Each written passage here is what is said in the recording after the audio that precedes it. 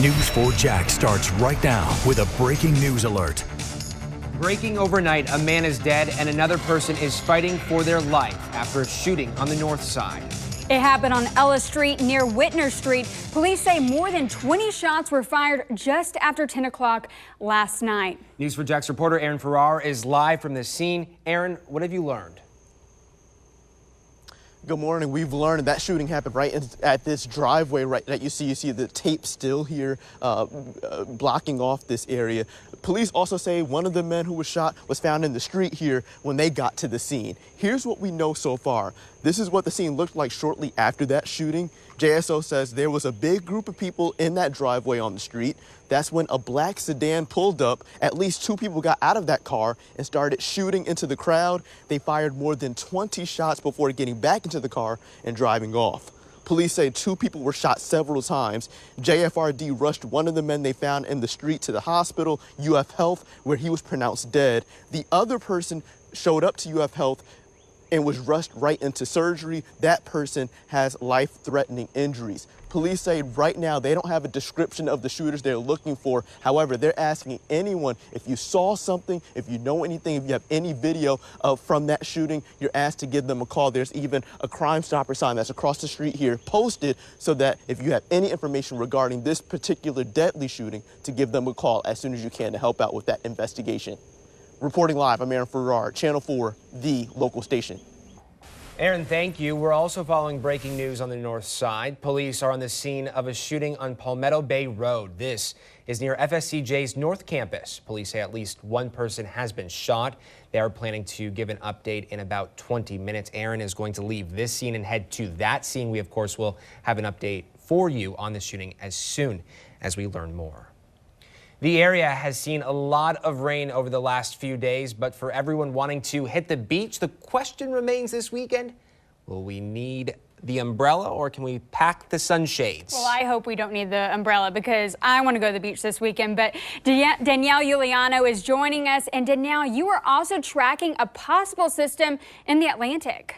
Yeah, and that system could impact some of our weekend plans, but not a complete washout. So don't worry, you'll be able to get in a little bit of your beach time this weekend, Corley. Taking a look at some of our weather cameras across the area, you can see Jax Beach on your top left there, South Ponte Vedra Beach, Neptune Beach, and the sports complex downtown. And you can see a mix of sun and clouds. I have a feeling we have a beautiful sunrise this morning here on our horizon as we head through the next hour or so. 74 degrees in Jacksonville right now, 80 in St. Augustine, 70 degrees in Palatka, still on the warm side along our coast there, 73 in Waycross and 72 degrees in Lake City. Right now our winds are a little bit on the calmer side, but you notice with that area of low pressure sitting offshore, we're getting those stronger coastal winds. So those winds will pick up as we head throughout the day. We do have a windy day in store for us here along our northeast Florida and southeast Georgia. Around 7 a.m. temperatures around 76 degrees, by 9 a.m. 82, 11 a.m. 87 degrees. Notice a 20% rain chance as you head into the afternoon hours. But like we mentioned, we are watching that area of low pressure just offshore here. It has a 50% chance of development. We're watching it very closely, and it could impact us with some strong coastal showers there and some strong coastal winds. Let's take a look at your rip current risk for the beaches here. So as you head through today, notice from Flagler Beach up into Jacksonville and even areas just off Nassau County, you're under a high rip current risk for today. Those of you in southeast Georgia, you are under a moderate rip current risk for today. So again, with the system offshore, dealing with strong onshore flow, the threat will lie in the water this weekend, and we want to make sure you're prepared. So I'm going to take you through your beach forecast and what you can expect rain-wise as you head through the weekend coming up in just a few minutes. Danielle, thank you. This is a look at new cases here in Jacksonville. Look at this. Data shows this past week cases have spiked tremendously. We are now seeing highs similar to what we saw in mid-January. Mayor Curry tweeting a plea to the public, please get the vaccine. As we watch the Delta variant spread in Jacksonville and across the country, we're also seeing more employers enforce more rules to help keep the virus at bay within the workplace. For example, some companies are requiring proof of vaccine before allowing workers to go maskless. An attorney we spoke to says employers can require employees to be vaccinated, exceptions being if there is a true concern about disabilities. Most downtown office workers say they have no problem showing proof. Governor DeSantis has said Florida will not require proof of vaccines. If you are interested in getting a COVID-19 vaccine, there are a few places you can go to today. The Duval County Department of Health will be at Highlands, Webb West Connect, and University Park libraries. This is happening from 10 o'clock this morning until 4 o'clock this afternoon. You can also head to the Jacksonville Equestrian Center from 11 till 5. Health officials will have all 3 COVID-19 vaccines on site to choose from. Those between the ages of 12 and 17 can only receive the Pfizer vaccine. All right, and here's a look at these cases locally. You can see here in the state of Florida, there are currently 10,952 cases. So far, there's been 175 deaths, and 51% of people have had at least 1 dose of the vaccine, and 45% of people here in Florida are fully vaccinated. Now, locally, we can see some of those numbers. Take a look here.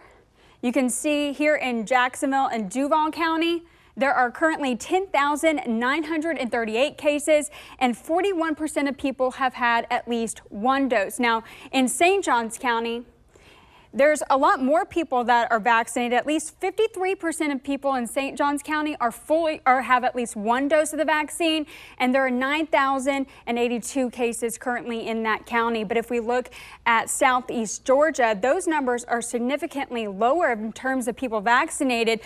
30% of people have had at least 1 dose, and only 27% are fully vaccinated in Camden County. They currently have 6,819 cases and 65 deaths. And when we look in Glenn County in the Brunswick area, 42% of people have had at least 1 dose, and 39% of people are fully vaccinated. There are 8,111 cases and 185 deaths. Now, News4JAX is answering your questions about the COVID-19 vaccine.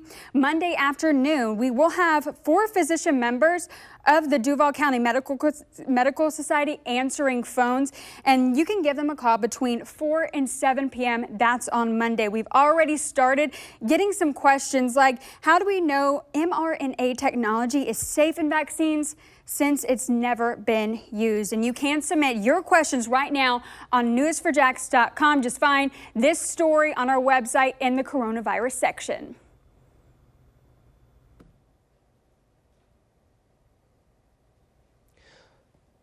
Corley, thank you. We are going to now cover news in St. Johns County this morning. Development in the criminal case against the mother of the St. Johns County teenager accused of murder. We are talking about Aiden Fucci. Crystal Smith's attorney has filed a written plea of not guilty to a charge of tampering with evidence. Her arraignment had been set for this coming Monday. Smith is accused of trying to wash blood off her son's jeans hours after 13-year-old Tristan Bailey was stabbed to death in the Durbin Crossing neighborhood. Fucci is charged with first-degree murder in Bailey's killing. Her body was found in a wooded area on Mother's Day.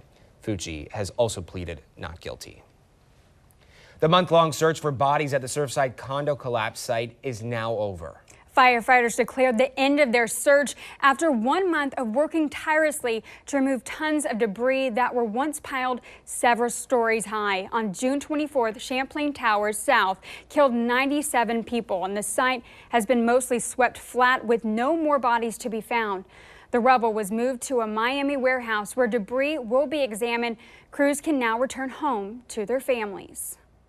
It's an honor, and it's tough. It's tough to leave something you work so hard for. And we pray and every day that we brought some closure to families. So I'm looking forward to seeing my own. The final victim of the Surfside collapse has been identified by family members. Estelle Hedaya is the last one of 97 victims to be named. Her family says they can now move forward with peace and give Hedaya the respect she deserves. City officials say crews will conduct a complete sweep of trash in Mandarin today. Residents of the Lake Mandarin subdivision say it's been weeks since their trash has been picked up. But after last night's town hall, city officials say Waste Pro is bringing in crews and trucks from across the state to get caught up. They will stay here until the job is done and local Waste Pro is fully staffed once again. We have a traffic alert for you. The Buckman Bridge will be back down to 2 lanes southbound. Crews are working on a permanent fix of the joint.